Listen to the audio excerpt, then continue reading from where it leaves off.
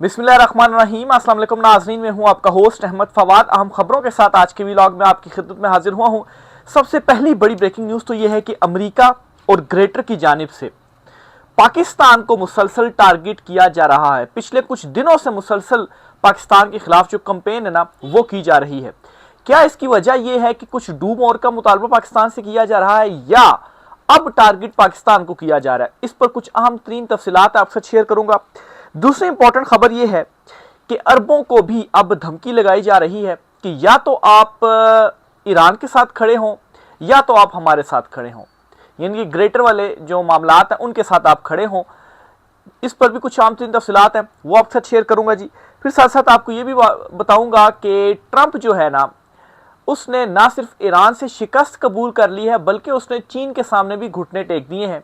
और ट्रंप ने दौरा चीन से पहले, यानी कि रवानगी से कबल, ट्रंप ने एक बड़ी इंपॉर्टेंट स्टेटमेंट दी है जिसमें उसने ये इकरार किया है कि चीन सुपर पावर है। हालांकि चीन ने अभी ये अनाउंस नहीं किया, लेकिन चीन के अनाउंसमेंट से पहले ट्रंप ने अनाउंस कर दिया कि चीन जो है वो सुपर पावर है। इसके अलावा ट्रंप ने ईरान से मुतल्लिक भी एक खौफनाक स्टेटमेंट दी है जी। इस पर कुछ आम तरीन तफसीलात हैं, वो भी आज के व्लॉग में आपके साथ में शेयर करूंगा।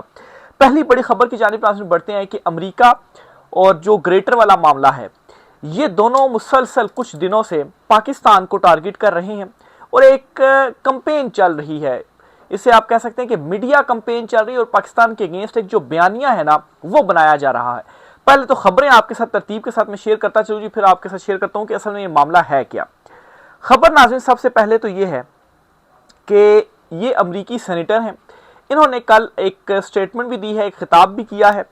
इस स्टेटमेंट में ना इन्होंने पाकिस्तान को निशाना बनाया है। क्या ये कहते हैं जी?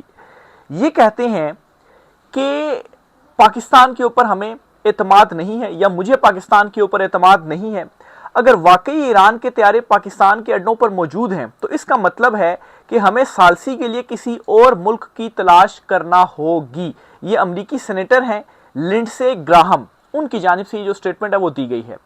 अब नाज़रीन इनके जो ताने बाने हैं ना, वो भी आपको बताता चलूँ, वो ग्रेटर के ये बहुत ज़्यादा करीब हैं। और जो इनकी तरफ से कुछ स्टेटमेंट्स दी जाती हैं ना, उन स्टेटमेंट्स का एक बैकग्राउंड होता है, एक उसका तनाजुर होता है, और इनकी जो स्टेटमेंट है ना वो असर भी रखती हैं। तो ये मैं आपको बताऊं कि ये आम कोई नॉर्मल जो है वो सेनेटर नहीं है, ये तगड़ी लॉबी के सेनेटर हैं। और इस वक्त जो तगड़ी लॉबी है ना, वो मुसलसल पाकिस्तान के अगेंस्ट एक बयानिया बिल्डअप कर रही है। हालांकि ट्रंप ने इसको काउंटर करते हुए पाकिस्तान की तारीफ की है। जब ट्रंप के सामने इनकी स्टेटमेंट रखी गई ना, तो ट्रंप ने स्टिल पाकिस्तान पर एतमाद का इजहार किया। लेकिन एक तो ये आपकी इनकी स्टेटमेंट जो मैंने आपके सामने रखी है, पाकिस्तान के अगेंस्ट इन्होंने ये जो स्टेटमेंट है वो दी है कि अब हमें पाकिस्तान पर एतमाद नहीं करना चाहिए। दूसरा ये कि अमरीकी मीडिया में पाकिस्तान के हवाले से कुछ खबरें मुसलसल छप रही हैं, और जिनमें से अभी जो रिसेंट खबर छपी है वो यही तैयारों वाली है कि ईरान के जो तैयारे हैं ना, वो पाकिस्तान के जो एयर बेसिस है ना, वो वहाँ पर पार्क किए हुए हैं। और क्यों पार्क किए हुए हैं? ताकि ईरान के ऊपर तो हमले कर रहा है ना अमेरिका, तो उसके जो तैयारे हैं वो महफूज रहें। और अगर ईरान ने जवाब देना होगा तो पाकिस्तानी बेसिस से वो उड़ जाएंगे और यहाँ से वो जवाब दे देंगे। यानी कि इस किस्म की जो खबर थी ना, वो जो आलमी मीडिया है, अमरीकी मीडिया है, उसकी जानिब से पब्लिश की गई। इससे बाद में पाकिस्तान ने मुस्तरद भी किया कि ऐसी कोई बात नहीं है। बहरहाल इसमें एक ये बात भी हो सकती है कि अगर वाकई इसमें कोई हकीकत है, तो इससे पहले आप देखें कि पाकिस्तान ने ईरान को अपना ज़मीनी रास्ता भी फ्राहम किया कि आप किसी तीसरी कंट्री के साथ अगर तिजारत करना चाहें तो आप कर सकते हैं। अब ये खबर भी बड़ी मतलब है कि ईरान को और इम्पोर्टेंट है कि भाई अमेरिका जो कि माशी तौर पर तोड़ना चाहता है ईरान को, तो पाकिस्तान ने तो माशी तौर पर उन्हें एक अल्टरनेट प्रोवाइड कर दिया और मदद फ्राहम कर दी। तो अमेरिका इसको किस नज़र से जो है वो देखेगा? इस पर जब ये चीज़ भी ट्रंप के सामने रखी गई, मीडिया ने जब सवाल किया इसी खबर से रिलेटेड, तो ट्रंप ने जो तारीफ है ना वो की। तो बहरहाल एक मुसलसल मीडिया के ऊपर, अमरीकी मीडिया पर पाकिस्तान के अगेंस्ट ये कंपेन हो रही है। फिर उसके बाद अमरीकी सेनेटर ये स्टेटमेंट देते हैं जी। फिर उसके बाद नेतन्याहू जो हैं, उनके जानिब से भी पाकिस्तान के हवाले से एक नेगेटिव जो स्टेटमेंट है ना वो सामने आती है। यानी कि वहाँ से भी अदम एतमाद का जो इजहार है ना वो पाकिस्तान पर किया जा रहा है। अब नाज़रीन ट्रंप ने अभी तक तो कुछ भी नहीं कहा, अभी तक पाकिस्तान पर एतमाद भी कर रहे हैं और ट्रंप ने बल्कि तारीफ की। अभी चाइना रवानगी से पहले भी जब उनसे सवाल पूछा गया तो उन्होंने तारीफ की, और जो खबर थी अमरीकी उसके ऊपर उन्होंने कोई ज़्यादा रद्द-ए-अमल नहीं दिया। अब नाज़रीन मेरी समझ में ये जो मुसलसल टारगेट किया जा रहा है, मुसलसल कंपेन चलाई जा रही है पाकिस्तान के अगेंस्ट, इसमें नाज़रीन ये बताया जा रहा है कि एक तो जो तगड़ी लॉबी है ना, तगड़ी लॉबी अमेरिका में, उसकी जानिब से ये किया जा रहा है। और ये तगड़ी लॉबी अरबों के हवाले से भी एक ये मैसेज पहुंचा रही है कि अरबों को एक साइड चूज करना पड़ेगी।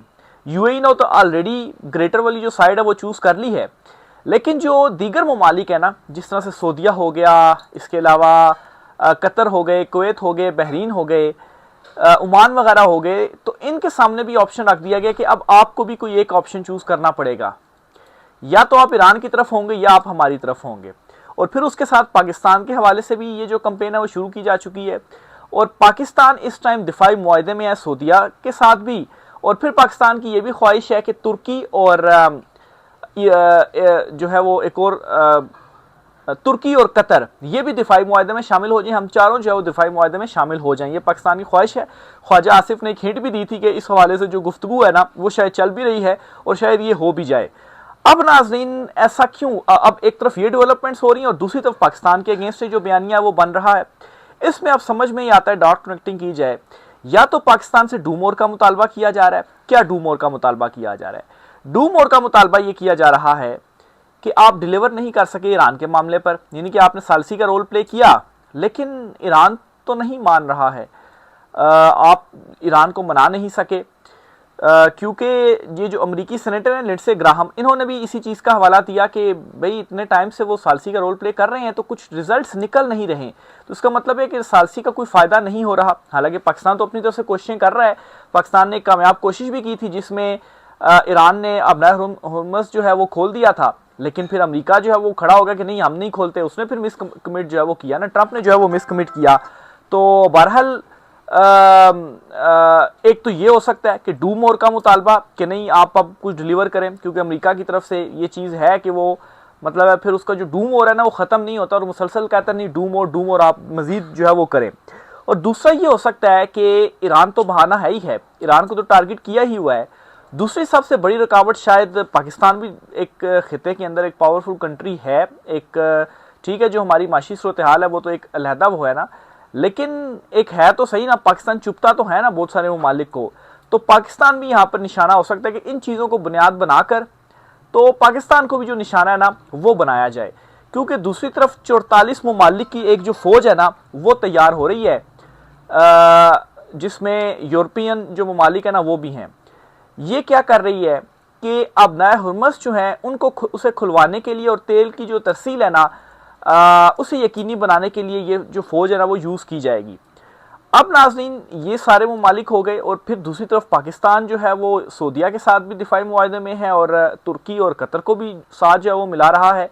गोया के ये जो जंग है ना ईरान और अमेरिका, इसने पूरी दुनिया का वर्ल्ड ऑर्डर जो है ना वो तब्दील कर दिया है। फिर उसके अलावा पूरी दुनिया या ज़्यादातर यूरोपियन ममालिक, कनाडा हो गया, फ्रांस वगैरह हो गए, बरतानिया हो गया, इनके वज़ीर आज़म जो है वो विज़िट कर चुके हैं चीन का भी, और पाकिस्तान के चीन के साथ भी जो ताल्लुकात हैं वो अच्छे ताल्लुकात हैं, बेहतर ताल्लुकात हैं।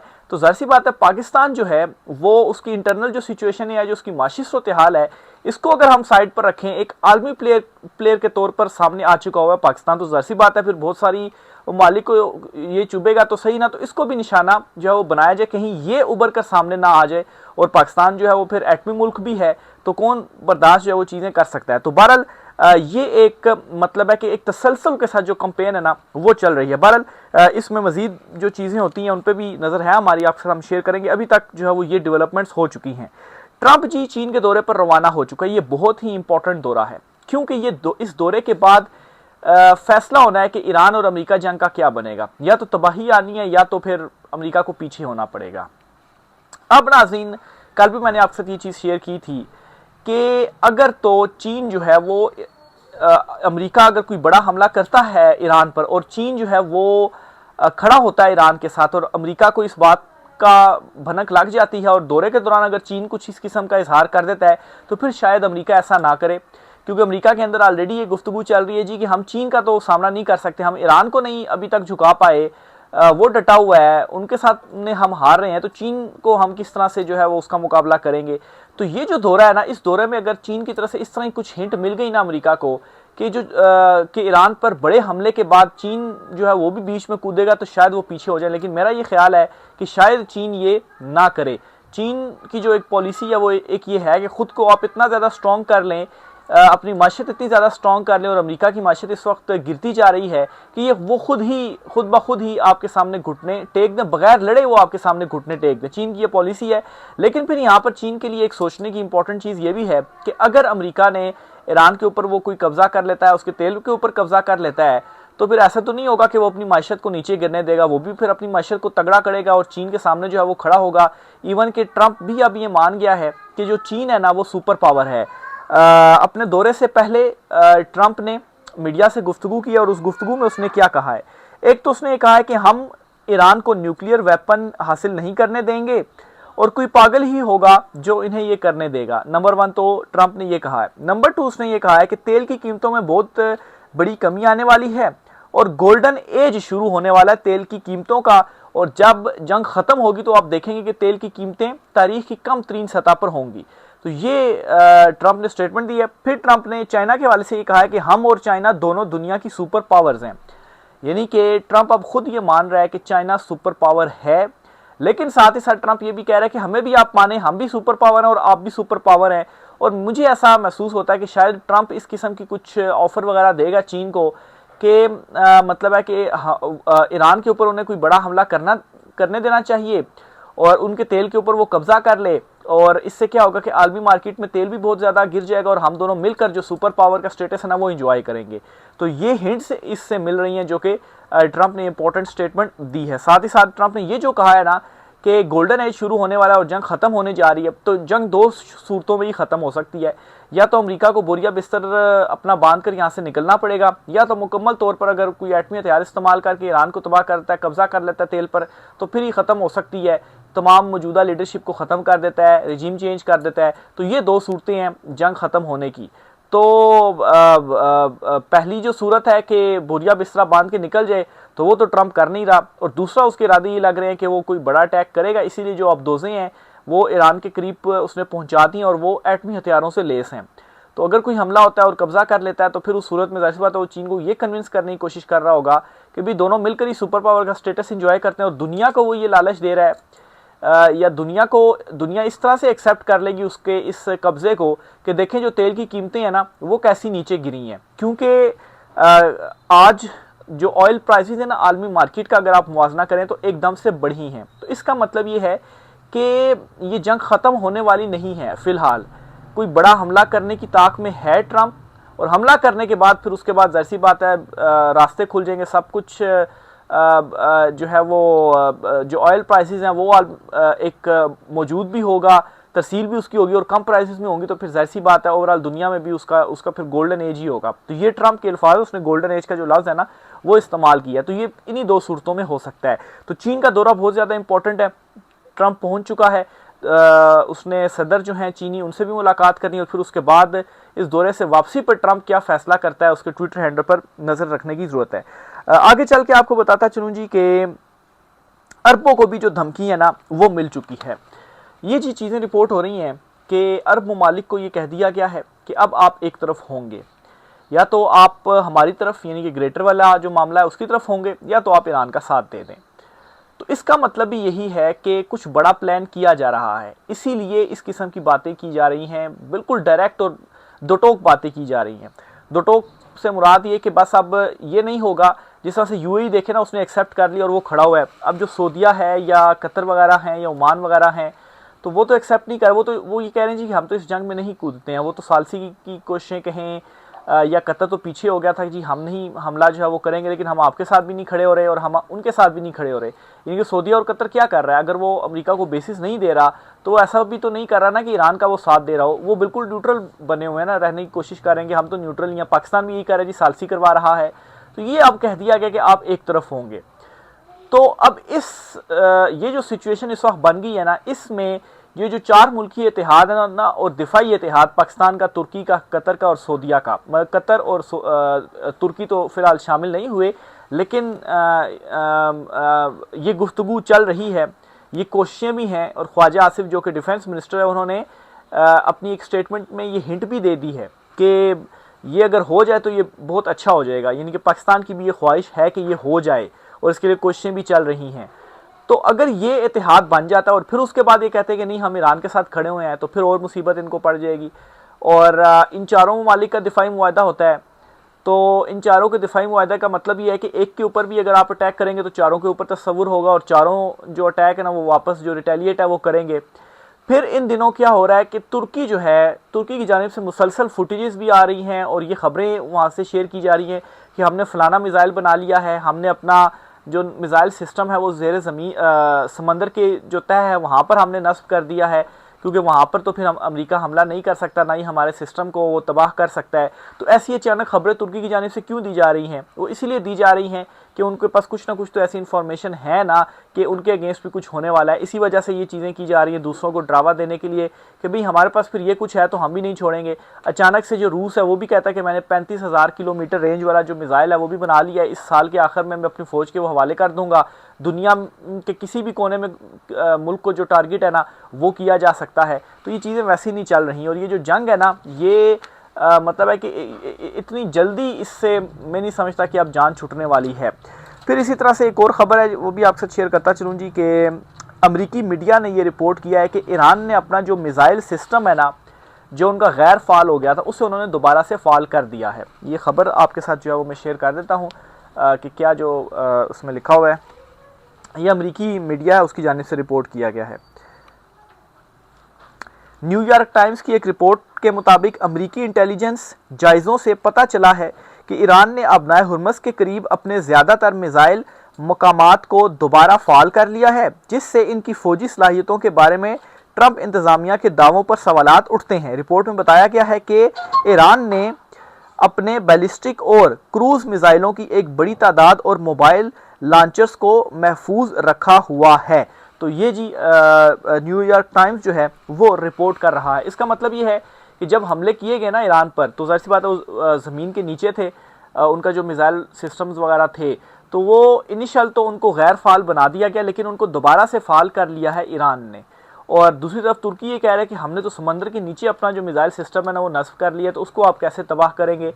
ईरान ने भी अपनी जो कुव्वत है ना वो दोबारा से पकड़ ली है। तो इसलिए अमेरिका अगर बड़ा हमला करेगा भी ना तो उसको भी सोच समझ कर हमला करना पड़ेगा, कि जाहिर सी बात है ईरान की तरफ से भी जवाब दिया जाएगा। और ऐसा नहीं होगा कि आप ईरान को एक ही झटके में ख़त्म कर दें। एक बड़ा मुल्क है, फिर उसकी अपनी एक जोग्राफाई लोकेशन भी है उसकी। अफ़गानिस्तान में आप 20 साल रहे तो आपने क्या कर लिया, ईरान तो उससे भी जो है वो ज़्यादा टफ है। तो अगर ईरान के ऊपर हमला करते हैं तो ईरान तो शायद मुकम्मल तौर पर आप कुछ ना कर सकें ईरान का, लेकिन फिर जब ईरान जवाब देगा ना तो फिर यूएई जो है वो तो है ही छोटा सा मुल्क, तो यूएई को फिर ईरान ने टारगेट किया हुआ है। ये जी आज कुछ आम तीन तफसीलात थी, इस वाले से मजीद जो भी होता है आपसे शेयर करता रहूँगा। राय का इज़हार कीजिएगा। आज के व्लॉग से इतना ही, इजाज़त दीजिए, अल्लाह हाफिज़।